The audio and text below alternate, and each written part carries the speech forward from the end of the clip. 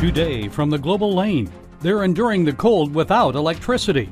Will Ukrainian resolve send Putin and his troops packing? If we keep supporting them and they keep fighting, sooner or later, they're liable to win this thing. 5,000 blankets. How God used a mom and her son to bring warmth to the homeless. It's a Rocky story, really. Someone who gets knocked down and gets back up and keeps going. And what the real-life mom portrayed in the new film wants you to know about the homeless. These people are human beings just like anybody else. They deserve compassion. They deserve love. And an urgent warning from the former Navy SEAL who says he's no longer transsexual. I see how I destroyed everything in my life that was holy. The temple of God, our body is what we have here. We're hurting our kids. Kids are dying. And it's all right here on the global lane. This week, the European Union, United States, Britain, Australia, Canada, and Japan began imposing a cap on the price of Russian oil. They've set the limit at 60 euros per barrel. That's about $63. The plan is to reduce the amount of hard currency the Russians may receive to continue their war in Ukraine. Will this work? What are the chances that peace talks to end the war may begin soon, maybe by early next year? Well, here with us is former U.S. Congressman from Florida and former U.S. Ambassador to the Vatican, Francis Rooney. Ambassador Rooney, it's good to talk with you again. So what do you think of this EU Western powers plan to deny Russia hard currency by capping the price they'll pay for Russian oil? Well, I think it's good to try to deprive them of all the hard currency we can, but I'm not sure that the 60 euro amount is going to really be effective. I mean, supply and demand for oil is global, and they'll sell their oil elsewhere if they don't sell it to Europe. Well, why not just stop buying Russian oil altogether? That's what I would do. I would just cold turkey say we don't want your oil at any price. Why are they hesitant to do that?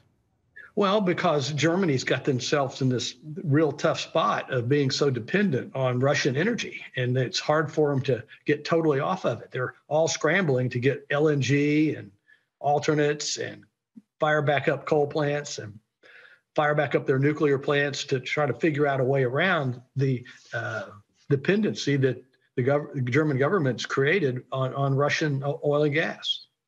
Ukrainian President Zelensky predicts a cold winter for his people as the Russians have destroyed much of the country's electrical power grid. He says there will be hardship and terror, but he says the Ukrainian people have something the Russians do not have, and that's the will to protect their homes. So their strongest motivation to endure is that. Your thoughts on that?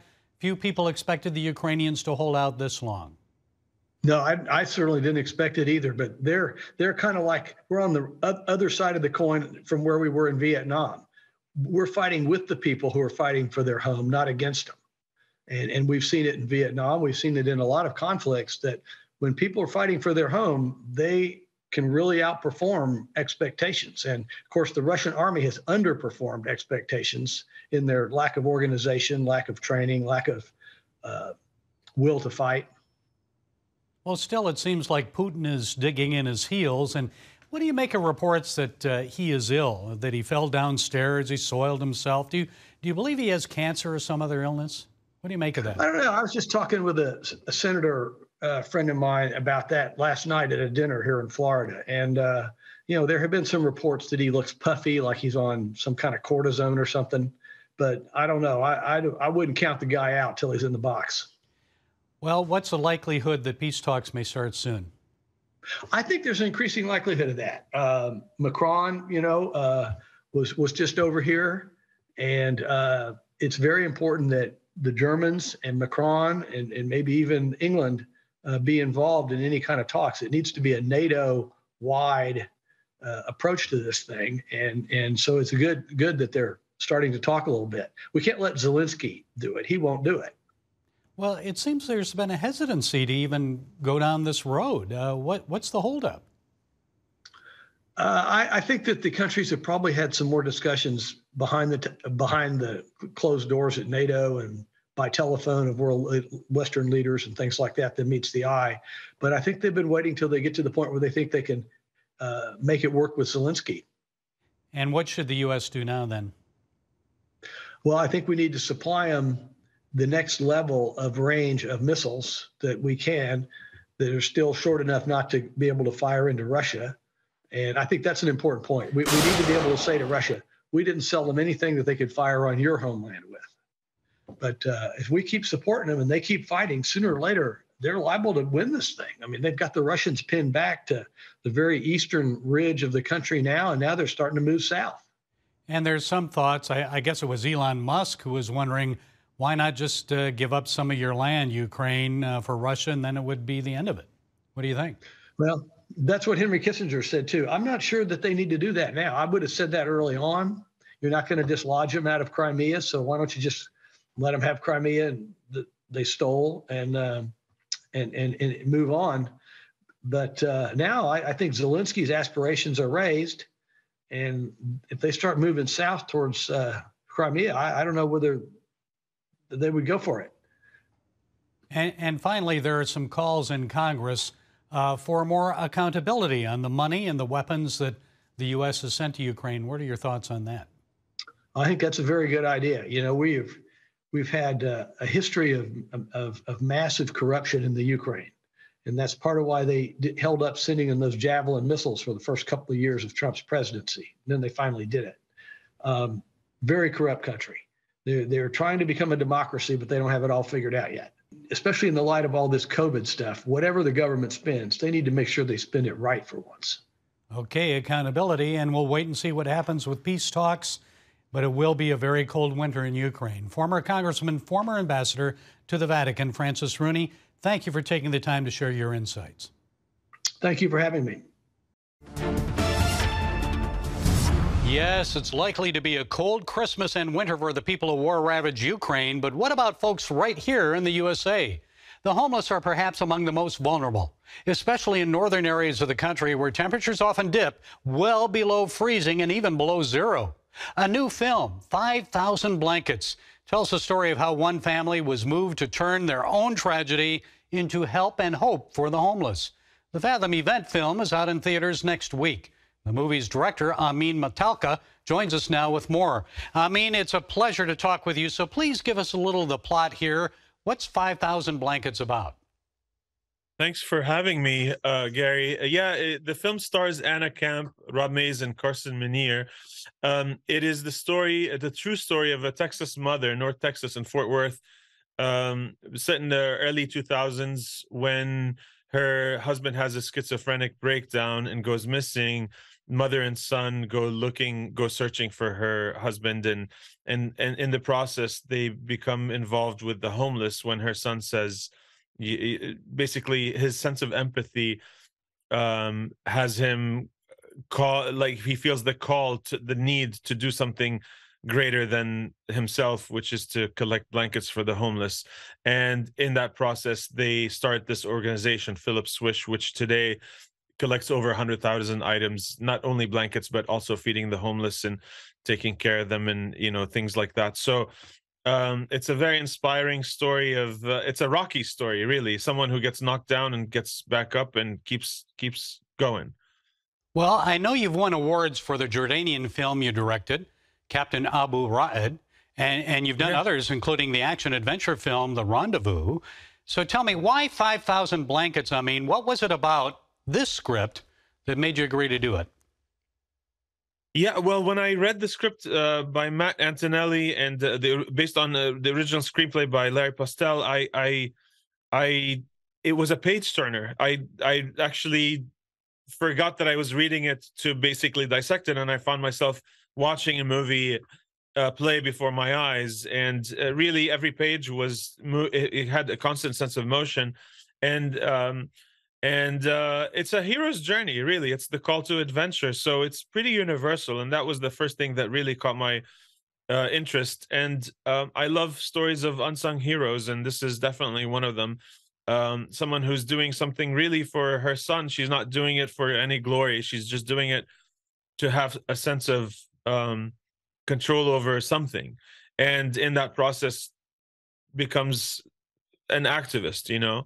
It's just a beautiful script, and then my responsibility as a director is just to convey it with the same honesty and respect to the audience and make it an emotional experience. And I think that's why we go to the movies to feel something. And this is definitely a movie that's very moving, I think. Well, we see many films coming out of Hollywood today that aren't really about faith, or they aren't family friendly. So how important to you is that, to put more films like this out there, and why? I mean, there's room for. I enjoy action movies as much as anyone else, but human stories are. There's a need for human stories because they make us feel less alone in the world. So for me, um, whether someone has faith or doesn't, I think they will connect with the human struggle and the story of someone who's just trying to hang on. And in the process of making the movie, I felt like there was a greater hand at work, guiding us. And yeah, I think movies that have good family values, there's a need for them to counterbalance the movies that don't, and there's plenty of those. So, but I think it's just a universal film that's honest to the characters first and foremost. Good to see movies with heart, isn't it? And so what do you think the takeaway for people is with this film? What do you want people to leave the theater thinking about after seeing 5,000 Blankets? I don't set out to make a film that says, here, do this or do that. I just want people to feel with the characters and their journey. And if you come out of the film feeling a greater sense of empathy for those who are on the streets because of different life circumstances, I think the movie does a pretty decent job of exploring not only the mental illness element of her husband, but also just the plight of the war veteran who basically came home and lost their way. And there's just different faces, and the movie tries to see past the surface. Okay, Amin Mentalka, director of the new film 5,000 Blankets. Thank you for being with us. And coming up, we're going to talk to Cindy Bunch. You know Cindy very well, the woman whose true life story is told in 5,000 Blankets. Thank you, Amin. Thanks so much, Gary. Really appreciate having us on the show. 5,000 Blankets, bringing help and hope to the homeless. It's a new Fathom event film in theaters next week, and it's based on the true life story of Cindy Bunch and her family. Cindy joins us to explain more. Cindy, thank you for taking the time to share your story. So how did this movie come about? Briefly tell us what happened to you and your family. Well, my husband suffered from schizophrenia, and he would often get off of his medications. And when that would happen, he would disappear. And he was a construction engineer working in downtown Fort Worth. So Philip and I would go looking for him in that area, and it's 2 blocks away from where he was working. 2 blocks away is the homeless district. And we just started driving around the homeless district. And Philip was introduced to a world that most children don't get to see. And actually, it was Philip's wish to start our nonprofit. I was putting him, actually, I was tucking him into bed one night after a long day of searching. And he just asked me a question. He said, "Mommy, are you warm?" And I said, "Yeah, baby." He says, "Do you think Daddy's warm?" Kind of took me back. And I said, "Yeah, I think Daddy's warm." And he goes, "Well, Mom, what about all those other people? All those other people we saw when we were driving around. Are they warm?" Oh, wow. And I just told him the truth. I told him, "No, baby, I don't think they're warm." And he says, "Well, we need to get blankets, lots and lots of blankets, so we can warm them all up." And this kid did not stop. It was day after day after day after day for about 4 days until it finally just hit me that I needed to do something, and I needed to do something quick. And we didn't have any money back then. I was working 2 jobs and going to school at night, trying to get our lives back together. And I just typed up a letter, telling our story, and I made 1,000 copies of this letter.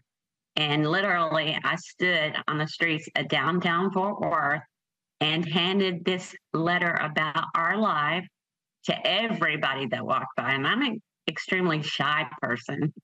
So it was I was just kind of like, take this, take this, take this, take this, take this. I mean, everybody that walked by.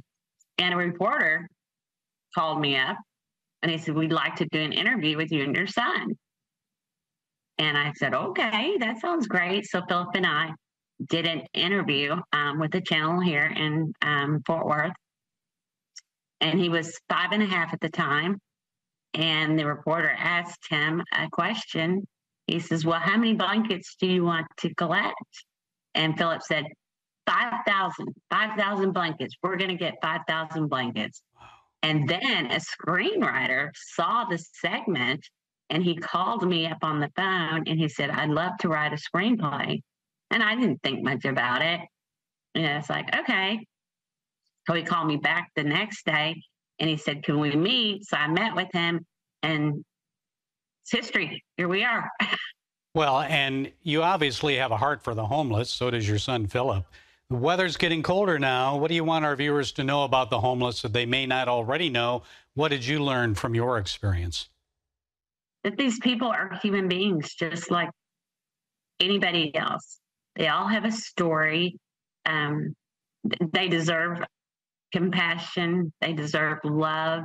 They deserve somebody to listen to them. Actually, if you sit down and you listen to them, you're going to know exactly what they need. But it takes that connection. You have to literally connect with these people because they're unseen and people walk by them like they're not human.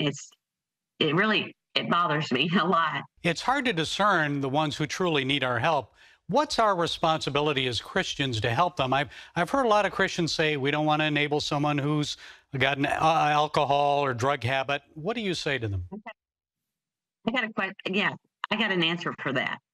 Okay, so if someone's addicted to some kind of opiate, so I'll just leave it at opiate and alcoholism. Okay, if they do not get that drug or their alcohol, they will go into some will have seizures. They need it to sustain them, to keep them alive. And people don't seem to understand that. They say, oh, he's just an alcoholic. Oh, he's just a drug addict. That is not true. These people are human beings and they have an illness and it needs to be seen as such. Yeah, and I think the goal is to eventually get them to get off the drugs or the alcohol and be cured, but it's very hard the way the system is set up right now. The movie is 5,000 Blankets. It's out in theaters as a Fathom event, December 12th and 13th. Cindy, thanks so much for sharing with us. We appreciate your story. Oh, God bless you. And, let's get people moving. Let's get them out there. Let's get them helping. It takes all of us. It takes all of us to make a difference. Transsexual turnaround. The former Navy SEAL who lived as a transsexual for the last 10 years says he's no longer trans. Appearing on the Robbie Starbuck show, Chris Beck, formerly known as Kristen Beck, suggests he became transsexual in 2012 because he suffered from adjustment disorder and wanted to get rid of the caveman he had become. I had some trauma, and then I'm walking into a psychologist's office, and one day I had a letter in my hand saying I was transgender, and I was authorized hormones, I was authorized all this other stuff. Just 1 hour with a VA psychiatrist, and Beck began the transgender transition. Beck is a highly decorated Navy SEAL who served in the military for 20 years. He told Starbuck that he parroted the words that he was told by psychologists and liberals who profited from his gender dysphoria. He likens it to brainwashing and says he was told he could make millions of dollars. He and Professor of Psychiatry Ann Speckard wrote the book Warrior Princess. Beck explained that groups gave him awards for simply walking into a room. They'd tell him how courageous he was. Really? I guess coming out as trans is more courageous than facing down the Taliban in Afghanistan or Al-Qaeda in Iraq? Although Beck became transgender after his military service, liberals used him to help advance their agenda to impose transgenderism on the U.S. military. The thinking was, If a former Navy SEAL could become trans, then why couldn't trans people serve in the military? Beck warns parents against giving their children hormones or allowing them to undergo gender reassignment surgeries. He says it's all about protecting the mental health and well-being of our nation's children. And he urges parents to do research and examine data from Sweden, where sex reassignment surgeries and treatments have been going on for years. And now these children that did this really young, they're getting older now. And what's happening to them now? What's the suicide rate? What's happening to them now, and what are they looking at in their life? I look back on my life and I see how I destroyed everything in my life that was holy. The temple of God, our body is what we have here. We're hurting our kids. Kids are dying. And I don't want that to happen. It's killing me because I helped do that. CNN and how they used me. Part of my image is hurting these kids. Everything that happened to me for the last 10 years it's horrible. They destroyed my life. I destroyed my life. I'm not a victim. I did it to myself. But I had some help. He sure did, and so have others suffering from trauma or gender confusion. Beck says thousands of gender dysphoria clinics are now popping up around the country. And suddenly, transgenderism has become popular. A multi-billion-dollar industry has been created.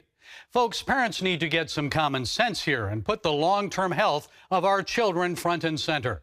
Like Planned Parenthood profiting from abortion, we now have a whole new industry making big bucks from hormone treatments and surgeries that alter the sex of our children. Beck rightly mentions 1 Corinthians 6:19 through 20, where the Apostle Paul writes, "Do you not know that your body is the temple of the Holy Spirit within you, whom you have from God? You are not your own, for you were bought with a price. So glorify God in your body." Yes, we are made in the image of our Creator. Male and female, He made us. Let's honor that. And listen to this former transgender Navy SEAL who says it's not political or religious. It's all about protecting the long-term health and well-being of our children and the person that God has destined them to be. Well, that's it today from the Global Lane. Be sure to follow us on the CBN News and NRB channels, social media, and our broadcast affiliates. And until next time, be blessed.